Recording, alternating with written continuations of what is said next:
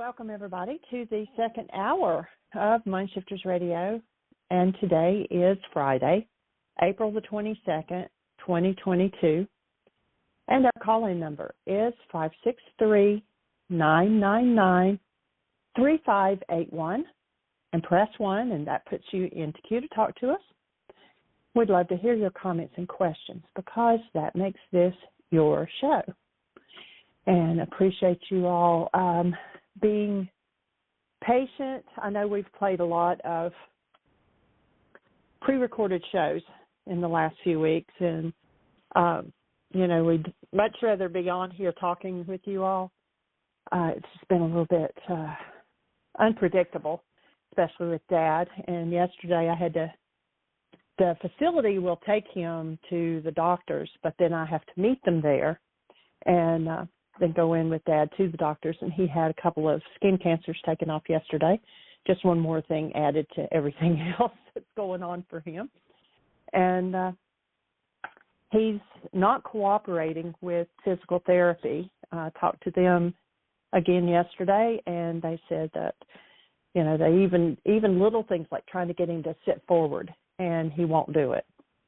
And so it looks like a couple more weeks, and then they're going to actually release him, which means Dad will not be having any physical therapy or occupational therapy or anything going on, which concerns me because without somebody making him move and do some things, he's just going to become like a sack of potatoes.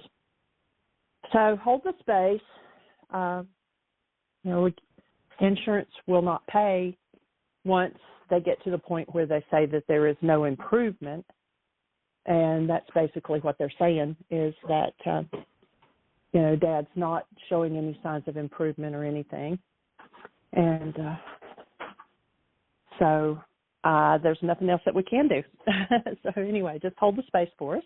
And thank you for being patient when we have to play a recording. We're actually going to have to do that a couple days next week as well. And the times that we are here, we would like for you to call in and talk to us. So, dial that number and press 1. Michael's not in yet, but he'll be in here with us momentarily. I did check, and the app still hasn't been updated yet at Google or iPhone. So those hopefully by Monday. I keep saying that, don't I? But we'll get all of that squared away one of these days, and we appreciate you. And I see Susan has her hand up, so I'm going to turn your microphone on. Hi, Susan. Hi, Jeanie. What news? Wow. It's really, it's like at a loss of, okay, what do we do from here? I guess we just let him exist. That's not living, but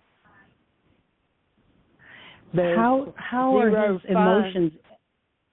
Yeah. Is he anxious, or is he, and his mental capacity coming? I know you started that coconut oil, and I told my young friend whose mother has Alzheimer's, and Michael was talking about diabetes 3. How has that worked for him? It actually has worked really well as far as, and I was so totally surprised that the physical therapist said yesterday that Dad wasn't cooperating because, I had actually come home the day before and told Michael that Dad was the most alert and the most there that he had been in a long time. I always show him pictures, on my phone of things that we've been doing in Aria and the garden and stuff like that. And he talks and one of the aides actually came by and looked at his thumb, and she said, what'd you do to your thumb? And I said, he can tell you that story. He can't tell you that I was here yesterday, but he can tell you about almost cutting his thumb off when he was a kid, And so he started telling her, and I said, he's still got the farm. And she asked him how many cows, he had, and he just talked about them being happy cows. We didn't grow them to slaughter them, that once they had calves and the calves were weaned, then they did sell the calves. And the only reason they have to do that is because the bull would try to mate with the calves, even though they're his, and we don't want to inbred like that. So they do sell the calves when they are weaned, but otherwise, I mean, Dad's got some cows that are 18 years old. You know, I said they're happy cows. They just, you know, they're just there to keep the fields, you know, chewed down and stuff like that, so they don't have to mow every field. And mammalian lawnmowers. Wow. Yeah. Yeah, really. And they move them, you know, from field to field, so they're allowed to stay in one field until they've chewed it down, and then they move them into another field. And the cows, it's so funny because when Dad got to where he was just walking with a cane or a walker, he could still drive, you know, the mule, or somebody else would, that's what they call it. It's a Kawasaki. It's like it's not really like a four-wheeler. It's safer than that. And the cows are so used to hearing it that you can just drive up to the gate to open the gate, and all the cows are there because they know that you're going to take them to a fresh field. You know, I said it's a different term of driving cattle. You know, when I was a kid, we had to go there. And, we had to walk behind the cows with a stick, you know, and drive them into the next lot. And so now they just follow the truck into the next field. So anyway, they're just like big pets. Wow. So where's the farm? You know, it's in Jonesville, Virginia, which is, if you were looking at the state of Virginia, it's almost in the far west corner of Virginia. And how so it's far about from an hour. It's about an hour. And the farm also has the family graveyard and everything. So it's like everybody in the family is buried there. And the last time that we took Dad was actually when one of my cousins passed. And then before that was when my brother passed. So, you know, he even told the nurse yesterday, he was like, you know, I don't get to get there very often anymore, you know. So, I mean, he talks and carries on and plays dominoes and, you know, does all that. And, you know, the biggest thing is that he just won't move. But then yesterday at the doctor's office, they wanted to check. He has some bed sores because he's, you know, always either just in bed or in the recliner or in a wheelchair. He's just always sitting. And so the nurse got one arm and I got the other. And I said, okay, Dad, I said, you hold on. You know, the thing they usually have patients to sit up on. And I said, you hold on to that and stand up for us. And he did fine. You know, so he just needs something really solid. And they don't have, you know, at the other facility he was at, they had this thing that kind of jacked him up and he held on to it. And then he would move his feet and kind of walk, but the most of his weight was being held by this thing. And they don't have it at the assisted living. So if he doesn't cooperate and use his own strength, even though he's lost so much weight, I mean, he's just like so skinny now. But it's just, you know, like what they call dead weight. You know, he's just, you can't hardly lift him. And so, you know, I don't know. So he won't be able to stay at assisted living anymore then, you're saying? He'll be sent home to you. Well, he would go to a nursing home because I couldn't handle him here. Yeah, I was going to say. The house is a split level, so you walk in the front door and you either walk up 6 steps or down 6 steps. You know, and he can't walk at all, and so you'd have to carry him. Wow. So, at this point, you know, but mentally, he's doing very well. I think the coconut oil, the MCT oil, is helping him tremendously there. But, you know, he just needs to move his muscles, and the more he doesn't move, the more, you know, his legs are just like appendages hanging there. We're hoping that since he's already there and they're collecting their $6,700 a month or whatever, that they're probably not going to be in a hurry to throw him out, hopefully. But we don't know at this point how that's going to fall in place. Wow. And who's taking care of the space. farm? I have a cousin and an uncle, and basically, and it's a really, you know, it's a good deal. I mean, Daddy doesn't make any money off of it, but when they do sell the calves, they get a quarter of the profit each. So Dad gets half, and then they each get a quarter, and that's their payment for feeding them and moving them, and keeping the fences up and all that stuff. So, wow, you're juggling a lot. Yeah, just keeping track of a lot. And Jeannie's brother is going to have the farm when Dad leaves, and so he's involved too. He goes down and takes care of things and keeps things on go. And that's when he can. I mean, he's out of town 30 to 45 days, and then he's home for 30 or 45 days, and then he's out of town for 30 or 45. So on the days that he's here, or it's actually in Knoxville, south of Knoxville, which is about 2.5 hours away.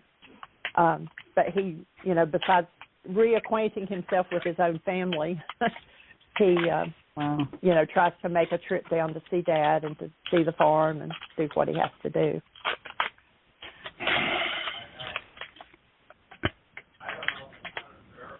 So how are you, young lady? I'm doing my work, Michael. Well, that's a good thing. I'm glad you're saying that with a smile on your face. Isn't it an awesome privilege? Yeah, well, it doesn't. It's so weird, Michael. I don't, because it's nonverbal. I'm accessing the junk via dreams, right, and memories that are popping up, and it's like working with a puzzle. So, well, there's a good chance from the sound of it you're working with pre-verbal stuff. It does seem that way, but I was so, when you said, and you've said it so many times, but you have to keep saying it until it goes in. You said rage is an addiction. And I thought, well, I still have, it's rare, but I still get triggered to rage mostly when I bump into something. I am suddenly hit. And of course, I'm doing the hitting. I mean, a cabinet doesn't walk off the wall and come and slug you, but I might get up and bang my head, and there's a flash of rage, right, as if I've been hit. And I know darn well that's not true. It's like the woman who, did you tell this? No, I think I read it somewhere. The woman who got into a mess on a country road, and she ran into a tree, and she insisted that the tree jumped out in front of her. This is the same idea. Oh, that's the way the mind works. That's it. I know. Isn't it amazing? The non-being mind. I would like to tell you a dream, and I know dreams can be so dull when people tell you about dreams, so I'll make it really fast. They can also be very pointed. Well, maybe. I was at a retreat center, and there was a guru there, and I was unable to listen to his talk because I was in the kitchen helping with the cooking. And at the end of his talk, a line formed. People wanted to introduce themselves and to get a blessing from him or whatever it was. And I was finished with cooking and went to the end of the line, and became my turn. And I turned into my clown. I was unreal. I was a fake. I just was super friendly and silly and unconscious. And he opened his mouth to laugh, and it was like he opened his mouth into the universe. I looked into this humongo mouth, and he was laughing. And there were huge teeth that were also like the pipes on organs, and huge teeth at the back of the altar that formed this amazing mosaic of different colors of off-white and white, and around the edges were other teeth that were really human figures. And I just didn't know what to make of that, except that I recognized that I hadn't been real to him. And then he closed his mouth and looked at me. You know that story about the young man who came to Jesus and said, well, what should I do? And he looked at him lovingly. This man looked at me lovingly, and he said something that I can't remember about, it's okay now if you become real. It's okay to become real now. So I went outside, and there were a mother bear and 2 baby bears running in terror in the woods, running away from something, and they had blood on them. And then after them came the father bear, and he was missing a hind leg, and he was lame and limping, and I ran inside and said, "You got to shoot him dead, shoot him dead." And that's the dream. I don't know what to make of that dream, but I kept thinking that bear and rage are connected somehow. I don't know. But anyway, so if you can do anything with that, Michael, you're a genius as usual. Were there any emotions in the dream for you aside from this urgency to put the bear out of its misery? No, I don't think so. I don't remember feeling I wasn't afraid of the bear. I felt badly for the bear. Right. He was in trouble and terrible pain, but I wanted not to have him have that pain. That's all. Yeah. So notice the thing that you're working on is your pain that you realize is covered by this flash of rage, and that you don't want to have that pain. And is the bear a symbol of you, and do you feel like there's a piece of you missing because of whatever this is that's not resolved? And my take would be that the guru would symbolize wisdom, and the mouth would be, watch your word. You know, how many times have we said, my words fly up, my thoughts remain below? That my words, again, and your pursuit, you know, when I think about the session we did the other day on the show, your pursuit was, how do I find this unconscious dynamic? And, you know, we spoke about forgiveness as the modality, the way to get there. It isn't a function of memory, it's a function of forgiveness to go back to the point where the original offense occurred. And it sounds like you're getting closer to that. And my take would be that the opening of the mouth as it was, probably if you just take a new approach or a new level of observing your own words, watching your words, that you're going to get some clues as to, now that you're discovering the harmed part of you that doesn't feel whole. And if I think back over the years we've been working with you, you know, the perennial issue is always about how I'm not whole, I'm not good enough, I don't do it right, I'm going to flub it, you know, 1,000 variations on a theme. And it sounds like you're getting closer to being strong enough. You know, bear is a symbol of strength and power. Strong enough to be able to go there and to process through and watch your speaking and carry on with your work.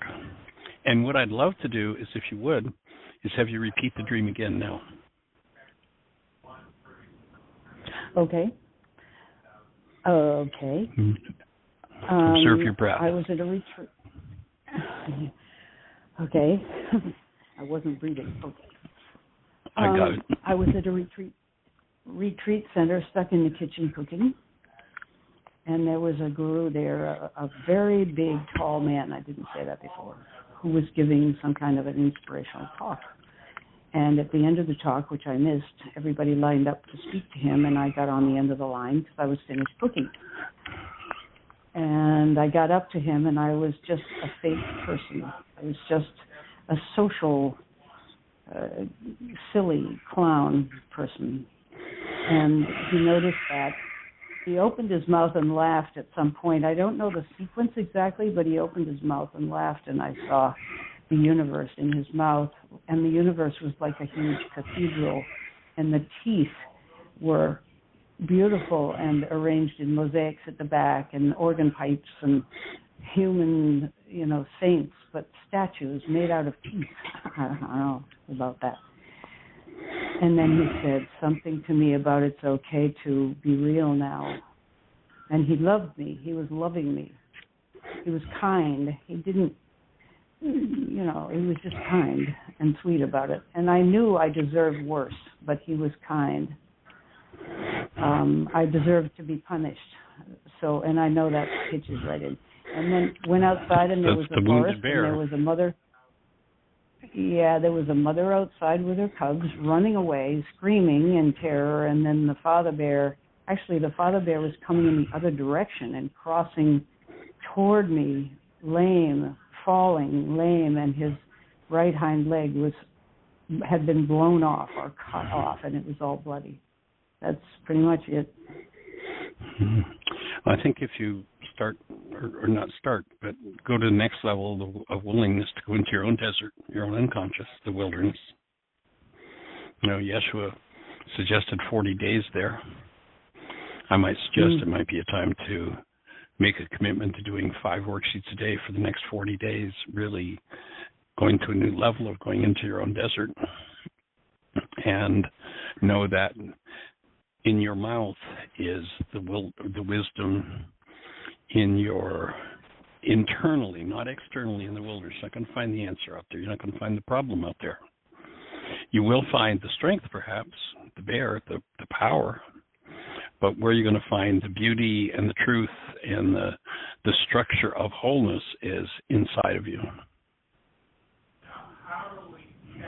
Wow. And you know, Michael, what's coming up in my memories is of my mother. My mother cried in front of us once or twice in my entire childhood. And she was very ashamed of crying and hid. And she didn't want anybody to see her cry. And I found her in a downstairs bathroom facing out the window, stifling sobs when I was in the first grade. And I got out of there. I mean, the door was open, but I got away from the door and pretended I didn't see anything. And she came out, and her eyes looked like fried eggs, and I only took a glance because I knew I wasn't supposed to see that. And then she did my hair, and off I went to school. But I'm remembering that for the rest of my growing up years, I would fall in love with my female teachers, which I've mentioned before, and my fantasy was that they were hurt and I could help them and help them feel better, over and over and over and over again. So that's a that new level somehow on that. fits in all that. Yeah. That sounds like a new level of comprehension around that issue that we processed several times, but a new level of seeing yourself. If I remember correctly, there was a point where you touched into that energy, and underlying everything you had judged yourself for was the desire to touch your mother. Oh, yeah. And it sounds like a new level, right, to be intimate. And it sounds like a new level of your willingness and your ability to be touched and to come out of hiding. You know, it sounds like you got the message from Mom, you know, big girls don't cry and we don't show our weakness. Yes, we are wounded, we are damaged, but we don't let anybody see it, including ourselves.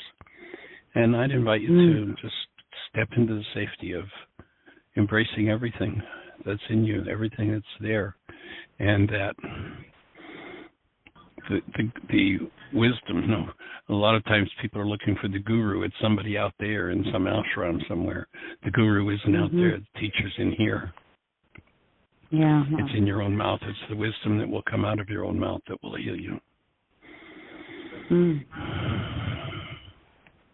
Thanks.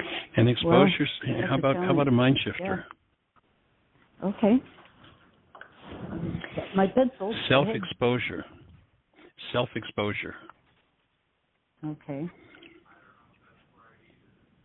Especially to myself.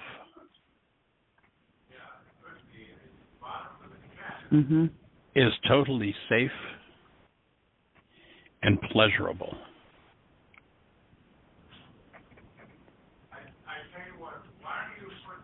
Okay, I got it. Self-exposure, especially to myself, is totally safe and pleasurable.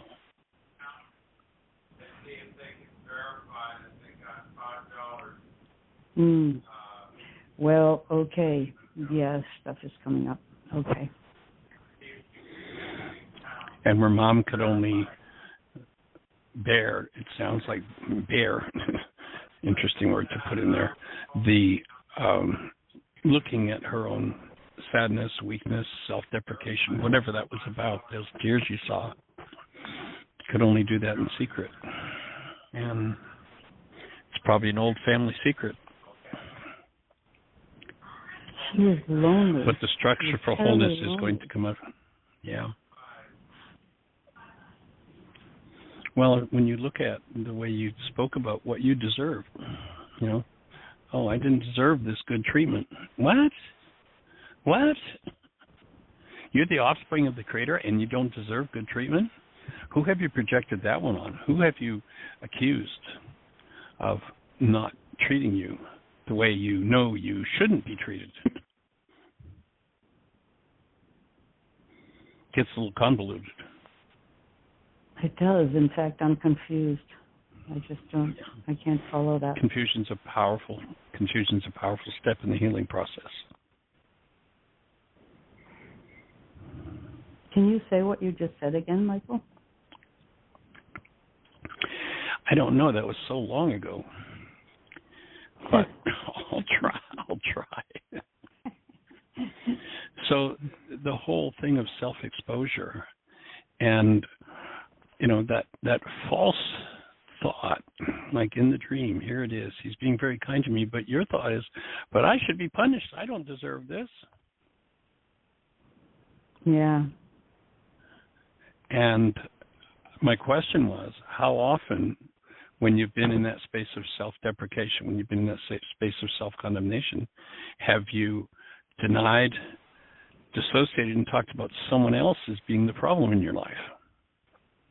I remember working with, this is a different circumstance, but just how subtle the mind could be. I was working with a woman who was having some conflicts with her husband, and she just caught herself, like, just kind of in the nick of time. She was in an intimate situation with her husband, and she found herself fantasizing about another man in her mind.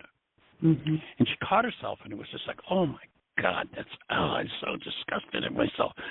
And instantly, and this is what she caught, as soon as she, found herself being so judgmental of herself, what her mind did was turned around and was, all of a sudden, she's thinking about, wondering whether or not he's cheating. So here she is, she catches herself in her own mind cheating, and almost instantly, the minute she condemns herself for that, oh, is he cheating on me? So notice that you know the truth, that you are made of God's stuff, you are the offspring of love, and yet there are thought disorders that say, I don't deserve that, I deserve to be treated poorly, badly, punished, whatever it is. And it might be useful to look at times. Remember, the taking your mind back to the moment where the error occurred is a function of forgiveness. You might look at times when you made that instant turnaround and you were upset or enraged or wanted to blame somebody else. Start doing some worksheets on memories like that and see where you go with what does it uncover that's been projected into your brain's image of someone else. In this case, this woman's got thoughts of infidelity, and she totally dissociates from it and projects it into her brain's image of her husband. And, literally, a picture in her mind comes up of, her husband cheating. So have there ever been times when you've been self-deprecating and gone into some form of hostility, that little rage thing that you're looking to clean up? And to look at times when you've projected that on someone and do some worksheets around that, and that may clue you back in, that may key you back into the core of that issue. Does that make sense? It does and it doesn't. I've gone into a kind of a numb state. Sorry. Good. Then breathe. The best thing you do right here is just to breathe, and we'll stop and breathe with you. So let's just let the breath move for a moment or two.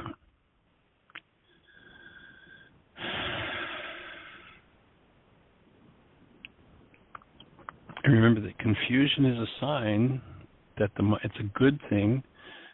If you're doing the right things, confusion is a sign of healing in process. If I'm pouring truth in and lies come forward, when the two mix and meet, there's going to be confusion. As I keep pouring truth in and dissolving, forgiving the lies, then the confusion will disappear because the conflicting energy has been dissipated. And it's most powerfully dissipated by the active presence of love, and that comes with the breath. So to let whatever needs to come, and to remember to keep your breath moving and hold to conscious, active, present love. When hostility or fear meets conscious, active, present love breathing, hostility or fear is gone. It's going to dissolve. There's the transmutation of the energy.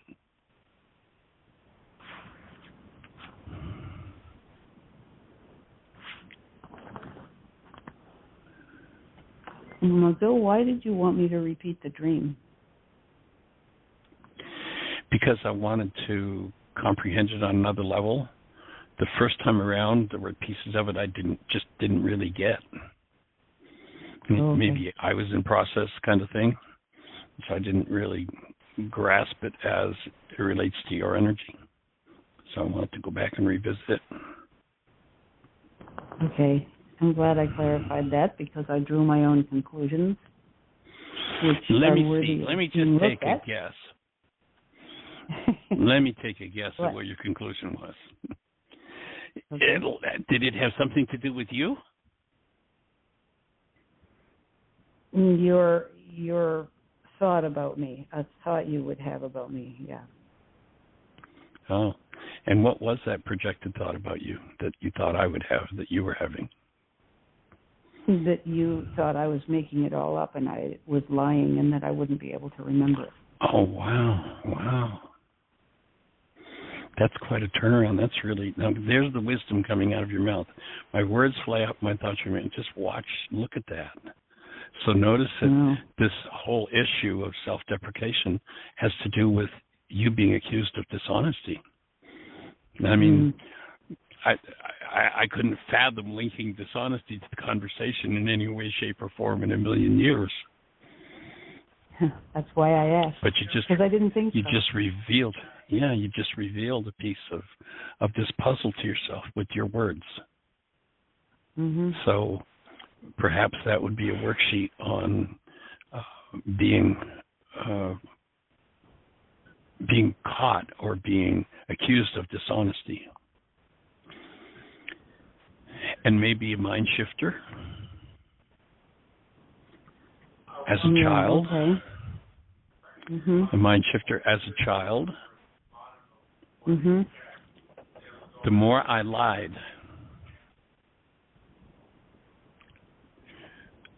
the more everyone cherished and honored me. Whoa.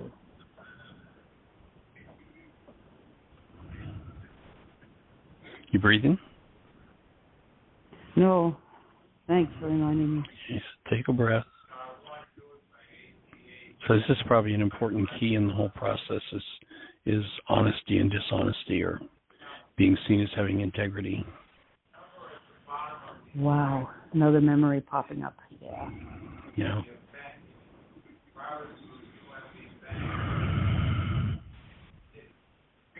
Breathing with you. It all translates into I'm bad. And my grandson Luke, his father called him evil, and he kept asking me, am I evil? Am I evil? There's something going down through our generations. It's so bad. Anyway.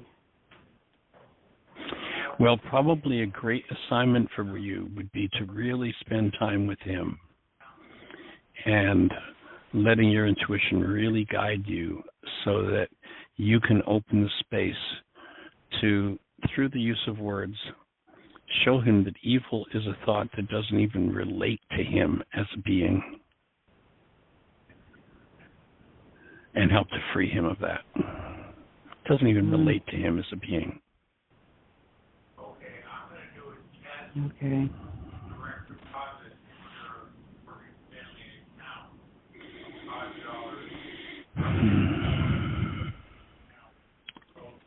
Breathing with you. My grandfather, my mother's father, didn't trust me. it was just one incident. But he was my mother's father. So there's something going on there, too. Was he a strong authority figure in the family? He came to live with us toward the end of his life, and my mother had a hard time with him there because he was cantankerous and ornery and demanding. And it isn't like Jeannie's dad, who is physically compromised. He was strong, but he was very limited.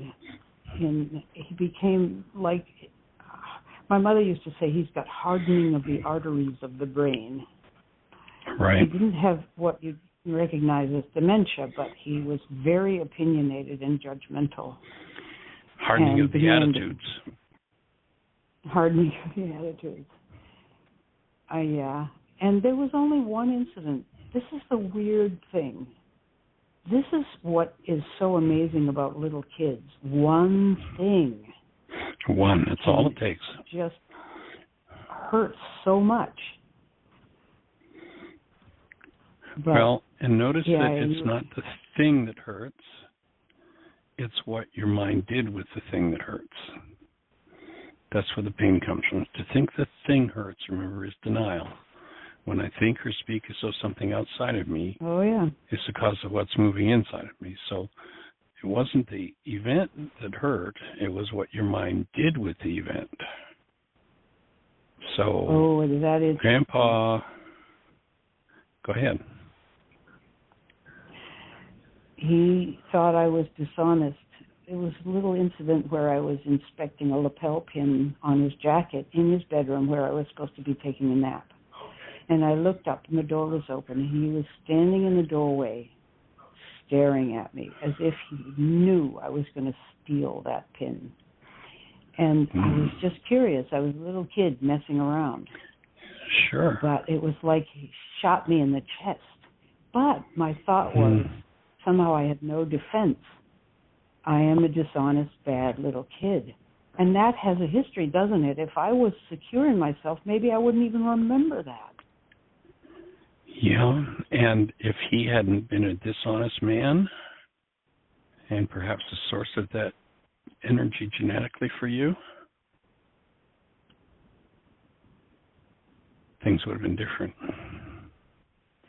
I don't know. So in the ideal, no. If a small child investigating something gets that kind of response from a full-grown adult, my offering would be that the full-grown adult has that issue that they're projecting into the brain of the child. Amazing. To the child. Mm-hmm. Remember Romans, beware you who judge another, for that in which you judge another, you have been guilty of practicing. Wow, that's amazing. Well, he could have been, I suppose. This never occurred to me. Yeah, but you're right. I understand. So it might be a good space to go into a process with him and have a conversation with him about that. It'd be open space for him to process. Yeah. All right. And it might be a good time to go back and listen to the modeling that Magda did when she did that work around her grandfather. Oh, I remember it back. so well. Mm-hmm. And open the space, give permission for that sort of communication and process to happen with him. You know, you've got the advantage of you've actually been in his physical presence and, you know, experienced life with him where she didn't even know him. He was gone, as I recall. So. Thanks, Michael. Breathing with you, young lady. I admire the depth and the level at which you're willing to do your work. It's awesome. It's an inspiration for everybody that listens to build the brain cells and to get the real application of the work and how it really works. So that's awesome. 40 days of 5 worksheets a day? Whoa. That would be my invitation. Yeah, I hear it. I'm going to go for it. Sweet. Awesome. And no sugar too, right? No sugar, absolutely no sugar, and I'm much better. But Michael, I have been tired. I mean, I have great energy in the morning, and then I'm just so tired in the afternoon for a while. And I'm associating it with the work, that it's part of a healing crisis sort of thing. I'd like to think and you so, may anyway, instead of old age. Yeah, you may very well be heading into a healing crisis, and old age has got nothing to do with whether you have vitality in your body or not. But I know I've had healing crises over the years that, I mean, literally laid me in bed for 2 days, 3 days. Wow. So, yeah, absolutely.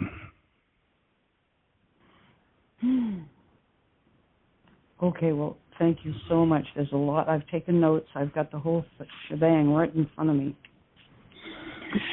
It might be fun.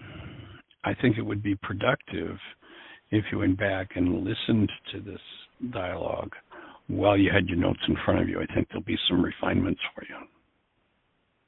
Oh, okay. Okay. Sweet. Nice work, young lady. That's awesome. Listen to archive. Okay. I want to make a little teeny report about my friend with Alzheimer's. We had our Zoom call. Yes. And Alzheimer's is very strange. She kept clapping and rocking back and forth and laughing at whatever we said, as if she was taking part and understood. But some of the things we said weren't funny. So I thought she was putting on an act of being part of a scene and showing her competence, somehow knowing it was lacking. I'm just imagining, because I don't understand about Alzheimer's. She won't speak. The only word she said was yes at one point, and we all noted it and said, wow, you said a word. But on the other hand, she couldn't say anything or wouldn't. So we all told about our lives and showed pictures on the screen share of ourselves in college and then our families and various things. And her young son, and Jeanie, this is for you, because her young son has taken charge of her, and she's living in a memory care unit, but he has her over 2 or 3 days a week for the day, and he watches out for her. He's a young father with a 1-year-old child and a career, and he's working from home. And he was mentioning, without great emotion, saying, I've been feeling great pressure about taking care of my mother. There's a lot of responsibility on me in my life. And I have to go out sometimes for a couple of hours and go. He's a professional skateboarder, interestingly enough, and a professional in other ways. That's where he earns his living. But he's been on films as a skateboarder. Very agile young man. And I sent him the news about your coconut oil, Michael, and how he should try it. He doesn't answer emails. It's like they're too heavy while he's on the Zoom calls. He's very open. But I wanted to say to Jeanie, as I said to him in a subsequent email, I said, take care of yourself. Take care of yourself. Give yourself time. Don't go visit your mother all the time. She may not even remember. How much does she know? Is it okay? It's okay if you take time for yourself. And I'm saying that to Jeanie because I have a feeling Jeanie's going to clutter up her thinking in her house with more worrying. Yeah, I'll tell you what, I spend a lot of time encouraging Jeanie, so thank you for supporting me in that, in taking care of herself. Like 2 days ago when we went out to the garden and she overdid it by a big, by a lot. So I said, well, why don't you call a chiropractor this morning and go get an adjustment to get that taken care of. She's been working through some stuff with her neck, and she did. It's like, yes, good work, honey. And on the way back, she stopped and they loaded a 50-pound bag of a nutrient for the garden in her car. And when I got out to the car to help unload, she picked it up. Now, here, she had taken it, some of the plants, and overworked herself, overloaded her body, had to go to, and an hour later, she's hauling a 50-pound bag. So I'd support you encouraging her on another level to go, oh, this means I actually take care of my body and myself. Right, sweetie? Right, sweetie? Yep.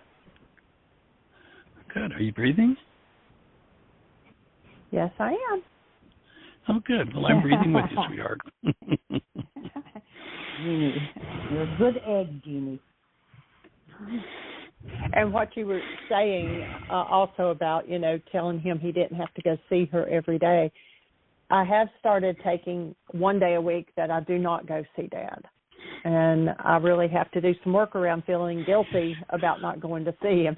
But I have been doing that. One day a week, big deal, Jeanie. I know. You're good, though. I know what you mean. Yeah. Okay. Holding the space.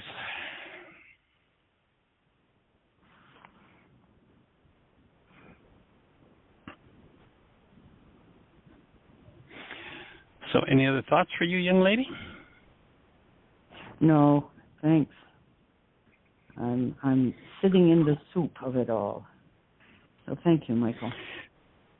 Well, remember that when you're in the soup, the fuel for healing is to continue breathing, to continue cultivating your relationship with active present love. Mhm. It's important. So being in the soup is a wonderful place. You've got to be careful your mind doesn't jump in to try to figure it out, and just let yourself be with the process, be with the energy, and move through it. That's been the best permission, is to turn off the non-being mind, because my mind is big on figuring out, as you know. And it's been, you said something, I wrote it down, I hope I can remember what it is. What's the next level? Be honorable to me, be supportive to me, and be respectful. But you said something about, no, I don't have it in front of me. You said something about letting the stuff appear. It'll come, and I don't have to find it or work on it or even know the stuff. That's just great. being willingness, and it may never become cognitive. If all you do is you be in the soup and you process it energetically, that's enough. And that can be a space where, it might be 2 days or 2 months or 6 months later, you're just, walking up the driveway and all of a sudden you have this insight. And, your mind doesn't relate it to anything, but it's actually the insight that was there as a result of that place where all you did was breathe through the energy that you uncovered and processed. And when it was time, it comes to fruition. You can trust that. I mean, you can take it to the bank. It's like if you're willing to turn over to Ruka, anything and everything that could possibly happen in this field of energy called humanity will be handled by that, period. There's nothing too big, nothing too serious, nothing too traumatic, nothing too degrading, nothing too horrible. If I'm willing to breathe and be with it, remember, Ruka is she who undoes the effects of our errors and teaches us the truth, and she'll do it. Now, if I'm not in willingness, like, I have to keep this little bit of hostility to protect me, then, well, okay, go for it. But notice that you're cherishing that little piece of hostility, and that means that it will not be removed from you. It will not be forgiven. So just in that willingness to, I trust it may not resolve today or tomorrow or next week or next month or a year from now, but you can trust that it will all resolve. Just be with it. Great. Okay. Thanks. Awesome. We appreciate you a lot. We appreciate you a lot, too. You're bad guys down there.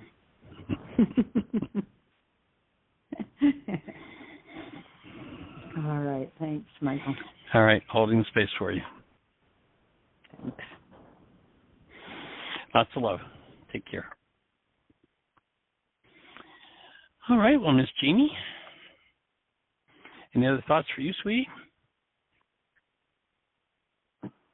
No, that's all I can think. So do we have anything happening in the chat room or anybody in the phone queue with a hand up? Well, somebody's out there that's got to have, after the depth that Susan just went, and the agility with which she went there. And, I think the wounded bear is getting healed, and, stepping into the wilderness is an important place to go. And the wilderness, of course, is a place where you can't figure anything out. You got to just give up figuring it out. And you have to be with it. And so thank you for that modeling, Susan. What a gift to give to everybody. But I can't imagine it doesn't leave somebody with some thought, some question, well, what about, or...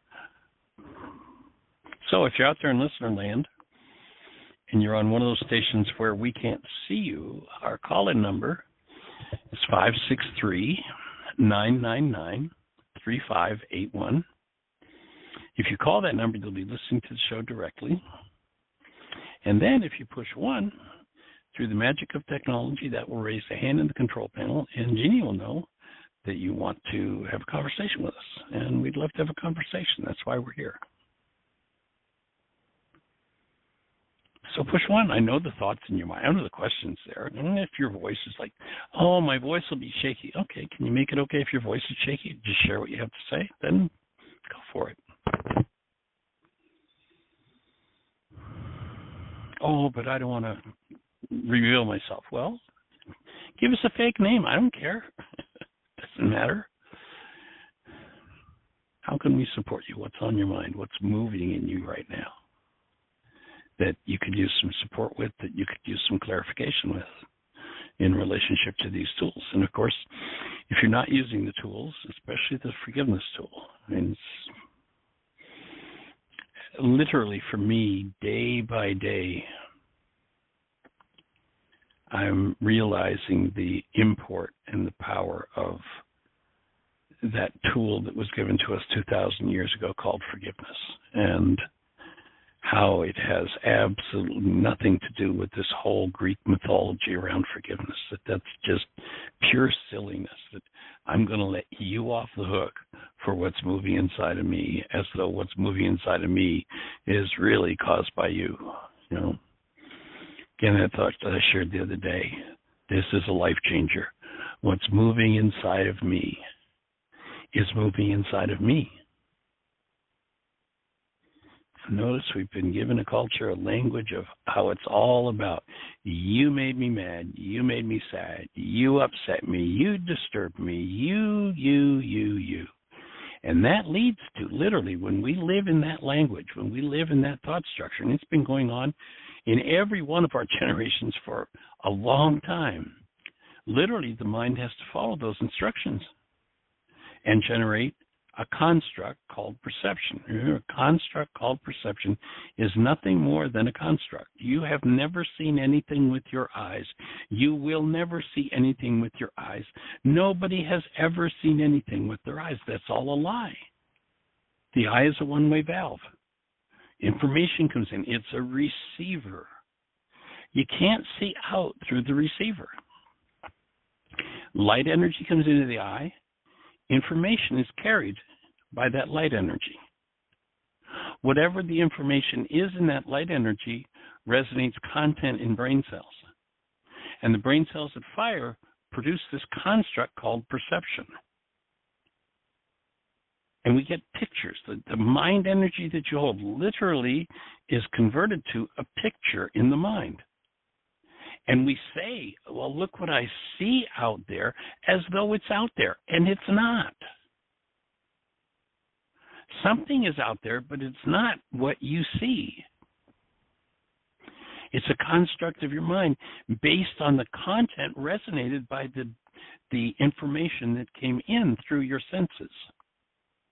The eye of man has never seen anything and never will.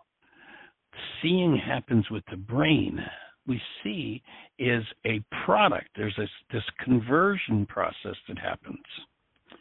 You'll remember a few years ago, we used to live in a world where television, tell us a picture, was all done digitally, or pardon me, as analog images. In other words, channel 2, channel 4, channel 6, each station had their own carrier wave. That was the identifying channel. And if you tuned into channel 6, then superimposed on that carrier wave was a picture and sound. And your TV decoded the picture and sound. Now, if you look inside the wires, there's no picture or sound there. It's all just vibration. But your television set took that analog picture and sound and converted it to something you could see and hear on your television. And you remember a few years ago, in its great wisdom, the FCC decided that analog was going to go the way of the dinosaur. It's gone. You're not allowed to broadcast analog television anymore. It's all become digital. And you might remember when that happened, and the government said, you got to keep people in that brainwash. The government said, well, if you can't afford, if you don't have a digital TV, we will buy you a converter box that you can hook up to your old TV, a digital converter. The government paid for people to have digital converters so they could keep them hooked on that TV. And what was the difference? Well, once they stopped superimposing the picture and sound through an analog image, analog just means a picture. It was digital. It's information. And so they now, same carrier wave as channel 6, but they superimpose a digital set of information that contains the picture and the sound. And you had to be able to convert that. If you didn't have a converter, the government would buy you a converter box. Well, guess what? Your brain is a converter from digital to analog. Your brain, information, thoughts, words are all information. Information that comes in through your senses. That's information. And whatever information is resonated in you by what's going on in your world, that energy moving in you in response to what's going on in the world, your mind has an analog to digital converter. Pardon me, a digital to analog converter. In other words, the digital information, the thoughts that are moving you are literally going to be transformed into a visual picture. And whatever it is that you hold as your thought, your construct, your perception is that. And if you're working with A Course in Miracles, go back and read the passage where it says, you made that world of perception up to take the place of what the Creator gave you. So we nullify the truth of what the Creator actually has given us by living in a world of perception. And to me, it's the most monumental insight of 50 years of developing this work and many lifetimes that went before that. And that is, the whole key is, how do you collapse perception? How do you collapse that analog image, that picture world in your brain that shows you the lie that somebody else is the cause of what's moving inside of you? And what forgiveness does is it collapses that analog image in your mind based in your mind's lies. And when it collapses in on itself, if you hold to active present love and you breathe, then that which underlies your pain perception is transmuted, is healed. Some of those images are based on such huge masses of data, we could never even start to figure them out. That's why we talk about the number one pseudo-solution. This is out of the codependence work, the codependence intensive. The number one pseudo-solution of the non-being mind is, if I could just figure this out. And you can't figure it out.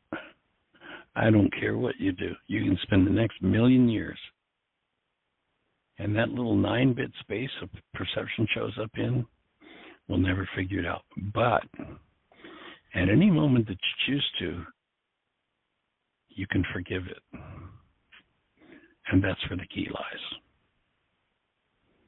And forgiveness means, if it's not based in truth, how do you tell something's not based in truth? You're in some sort of pain or turmoil hostility, or fear. Your mind is lying to you. But notice your mind makes up a digital image of how somebody else is the reason for it. You'll notice, though, if you've been through it 87 different times with 42 different people, you're the only one that was there every time. What your mind shows you is always, first and foremost, true about you. It might be true about somebody else, but first and foremost, it's always true about you. And if there's pain, if there's upset and disturbance in it, then you have work to do. And we're here to support that work. And we invite you to have the best year yet of your eternal life. It's an awesome gift to give the world. The world needs it. You can give it, and let's go for it. Blessings. Thank you.